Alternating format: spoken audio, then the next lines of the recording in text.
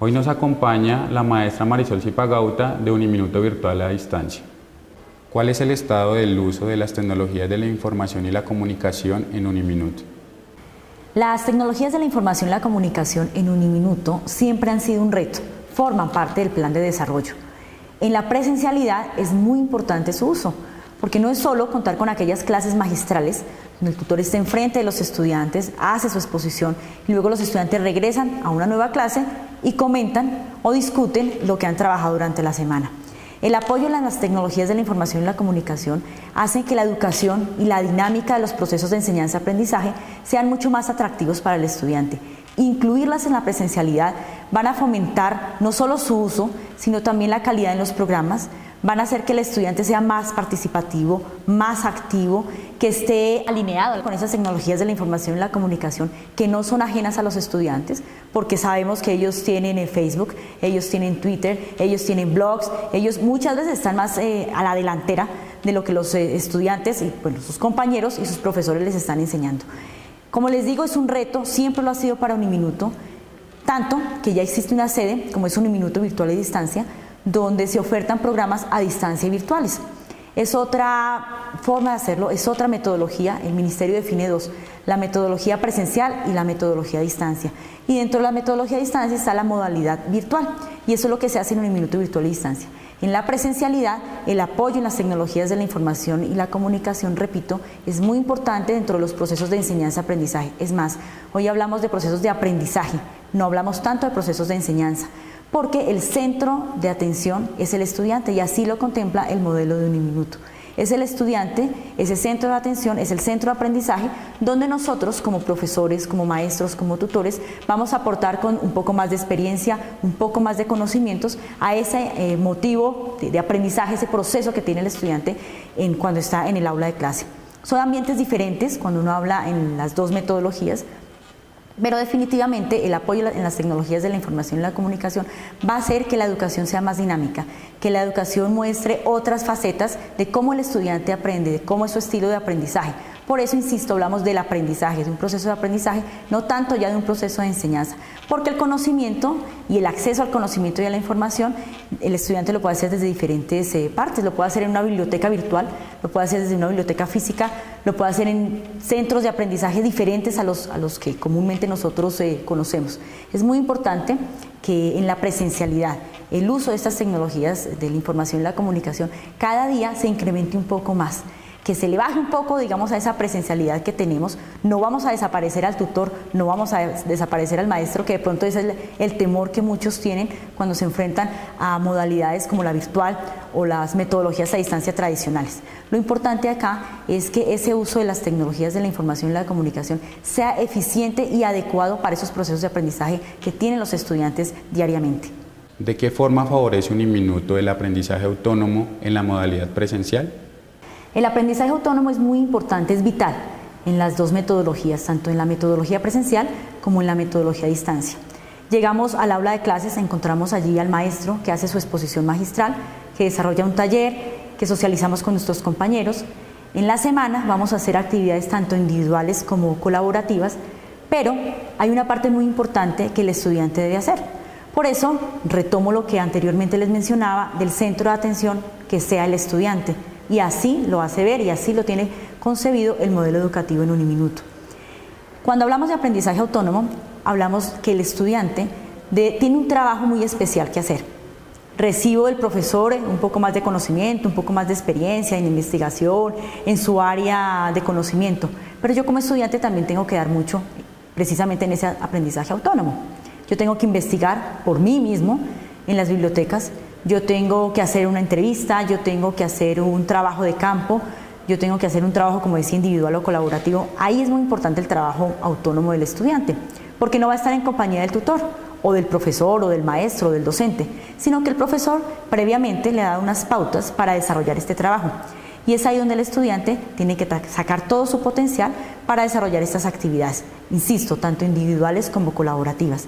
Y el trabajo autónomo es muy fuerte siempre y cuando esté bien direccionado. El estudiante debe recibir del docente, y esta es una invitación muy especial a los profesores, para que no creamos que nosotros tenemos la verdad absoluta, sino que también el estudiante puede dar por sí mismo, puede producir por sí mismo, porque es algo que le va a facilitar y le va a promover en su desarrollo profesional y en su desarrollo personal. Y a fortalecer también otra serie de competencias, como las competencias de trabajar colaborativamente, las competencias de la búsqueda de la información. Hoy en día los estudiantes les pedimos que hagan un ensayo, les pedimos que hagan un taller, ellos van a internet, de pronto copian esta información, lo cual está muy mal hecho. Entonces es ahí donde ese trabajo autónomo se ve reflejado en el estudiante. O sea, es un trabajo responsable, es un trabajo que el estudiante debe hacer solo, como dice, autónomamente, pero previamente habrá tenido unas pautas que el docente, el profesor, el tutor, el maestro le habrá dado para que desarrolle el trabajo autónomo. Aunque lo llamamos autónomo, es un trabajo muy dirigido a partir de las preguntas o de los talleres o de los previos que le ha dado el tutor, el profesor, el docente para desarrollarlo. ¿Cuál es el valor de los recursos tecnológicos en los procesos de enseñanza-aprendizaje? El valor de los recursos tecnológicos en la educación, en los procesos de aprendizaje, también es muy importante. También es muy útil hacerlo allí, utilizarlos. No solo la internet es un recurso tecnológico, por eso hablamos de tecnologías de la información y la comunicación.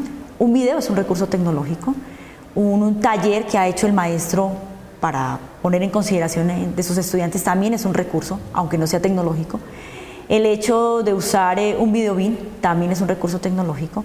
Lo importante allí es el uso que le demos a ese recurso. No es tanto el recurso como tal, no nos debemos centrar en el recurso. No quiere decir que si el videobin no funcionó, entonces el profesor no pudo dictar su clase. Que si no tuvo acceso a internet, entonces el profesor no pudo dictar su clase. Hablándolo en las 12 metodologías, tanto en la presencial como en la metodología a distancia. El valor que le demos a estos recursos radica precisamente en el uso que se le den a estos recursos tecnológicos. El estudiante perfectamente, le puedo decir yo como docente, va a entrar al canal de YouTube, va a mirar allí la conferencia del doctor Díaz Barriga en evaluación. De allí vamos a desarrollar un foro. Ese es el valor real que se le da al recurso tecnológico. Vamos a hacer un taller, van ustedes a hacer unas entrevistas, un trabajo de campo, lo vamos a socializar aquí con una presentación de PowerPoint o los otros programas actuales que se están usando en este momento. Ese es el valor del recurso tecnológico. No es tanto el valor del medio como tal, sino el uso que yo le voy a dar a ese recurso tecnológico.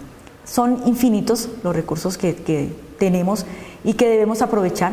Los invito a quienes en este momento nos ven a que aprovechemos esos recursos tecnológicos, a que nos olvidemos un poco de las clases magistrales a las que estamos acostumbrados, que lo hagamos utilizando estos recursos precisamente. Facebook perfectamente se puede convertir en una red académica, no solo una red social. Desde allí yo puedo montar un grupo de mi asignatura, de mi curso, y desde allí yo también puedo generar conocimiento. Y es muy rico generarlo de esta manera porque no lo estoy generando desde mi posición como maestro, sino que estoy generando conocimiento colectivo, porque el estudiante me aporta. El estudiante, como lo hablábamos anteriormente, ha hecho un trabajo autónomo muy importante que yo como docente se lo debo valer. Y así, cuando formo una red social, estoy construyendo un conocimiento y un conocimiento colaborativo, que es como realmente se construye el conocimiento. El conocimiento no es único, ni desde una sola persona. El conocimiento se construye colaborativamente.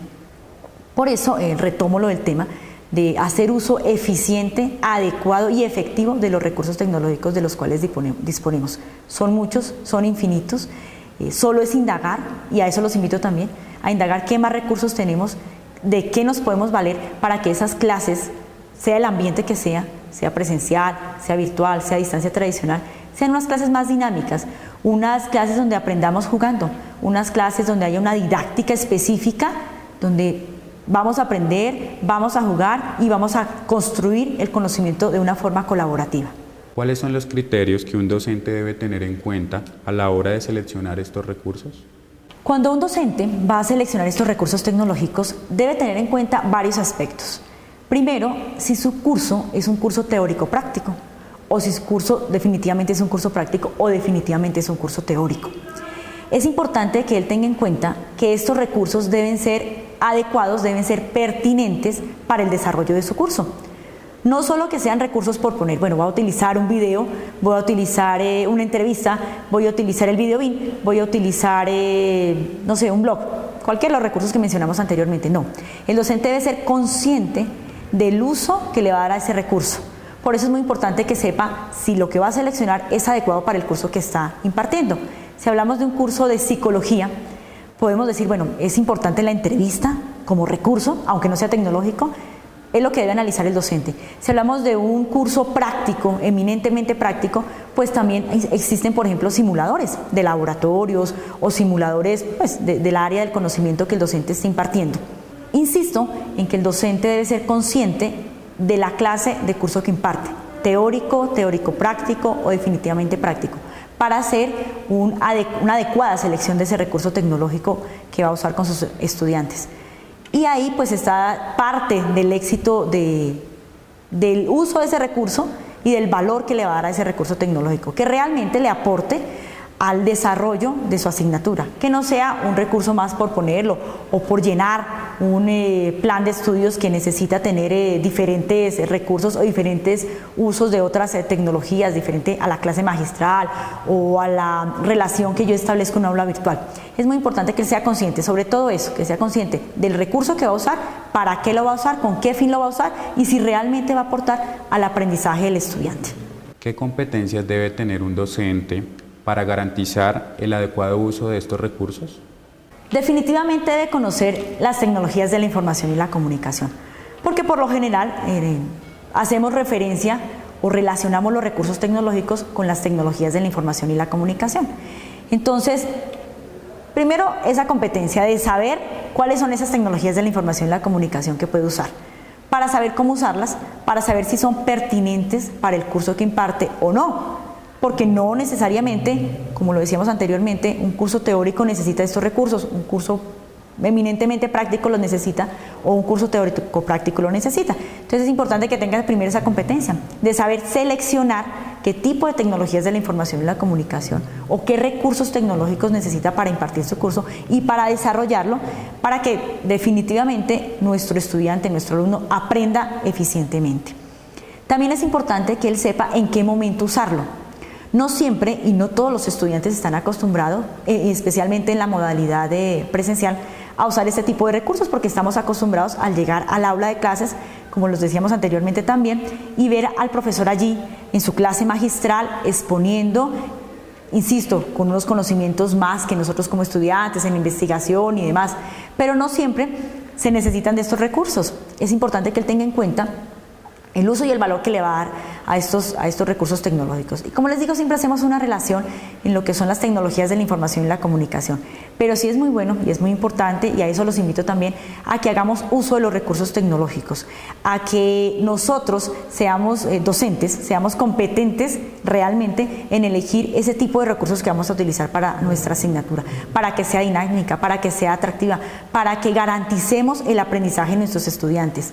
También recalco mucho el tema que veníamos hablando, de que ya no hablamos de un proceso de enseñanza-aprendizaje, hablamos de un proceso de aprendizaje del estudiante, porque como lo decíamos también, el aprendizaje autónomo es muy importante, entonces ellos están aprendiendo también solos, guiados por nosotros, como tutores, como maestros, como docentes, pero ellos están haciendo un papel muy importante en su proceso de formación como profesionales, como futuros profesionales. Entonces creo que radica principalmente la competencia del docente en que conozca esos recursos o esas tecnologías de la información y la comunicación que están a su alcance, que están a su disposición y que los pongan en función de un aprendizaje eficiente de los estudiantes.